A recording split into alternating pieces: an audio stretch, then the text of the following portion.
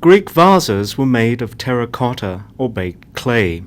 Before the clay could be used for pottery, pebbles and other impurities had to be removed. First, the potter mixed the raw clay with water in large outdoor pools to make a thick, silty liquid.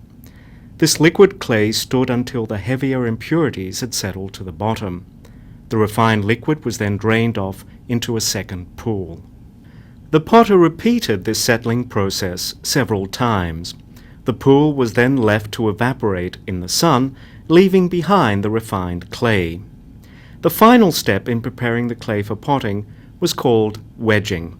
The potter systematically compressed and folded the clay, making it more malleable and mixing together any parts that may have settled into layers. The clay was now ready for use. Most Greek vases were thrown or formed on the potter's wheel.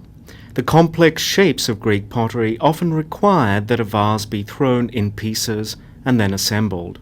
For example, to make a kylix or cup, the potter first centered the clay on the wheel. When it stopped wobbling, the potter began a central hole. Pressure from the potter's fingers inside the hole gradually widened this opening and formed the bowl of the cup. Aside from the wheel, the potter's main tools were his hands, although a wet sponge was often used to smooth the surface. To make the foot of the cup, the potter again centered the clay, drew it up, and then hollowed out the stem. The next day, when the formed pieces had dried slightly, the bowl of the cup was trimmed with a metal shaver and received a final smoothing. The potter used wet clay to bond the separately made bowl and foot and then smoothed over the join. Next, the potter stretched out lengths of clay and bent them into handles. Again using wet clay, the potter attached the handles to the bowl, often roughening the joining surfaces to increase the bond.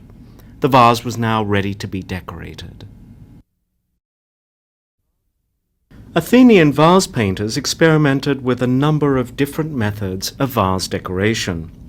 To create a vase in the black figure technique, that is, with black figures against a red background, the vase painter first sketched the outline of the design, in this case a dolphin, onto the surface of the vessel. Then, using a highly refined liquid clay as paint, the vase painter filled in the outline, creating a silhouette. When applied, the clay paint was almost the same color as the surface of the vase, but with firing it would turn black. The vase painter next used a sharp point to scratch internal details through the silhouette. The vase was then ready for the kiln.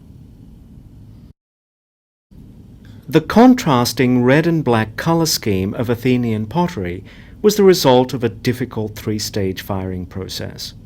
Using wood-fired kilns or ovens, vases were heated to about 800 degrees centigrade in an oxygen-rich environment, causing the whole vase to turn red.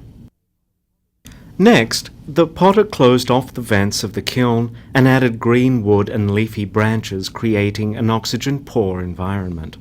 As a result, the whole vase turned black. At the same time, the kiln temperature was raised, causing the thin, painted layer of decorative clay to become glossy and non-porous. Finally, the kiln was allowed to slowly cool, and the potter reopened the vents, letting oxygen into the kiln again. In this stage, the unpainted areas of the vessels returned to their warm red color, but the glossy areas, which could not absorb oxygen, remained black.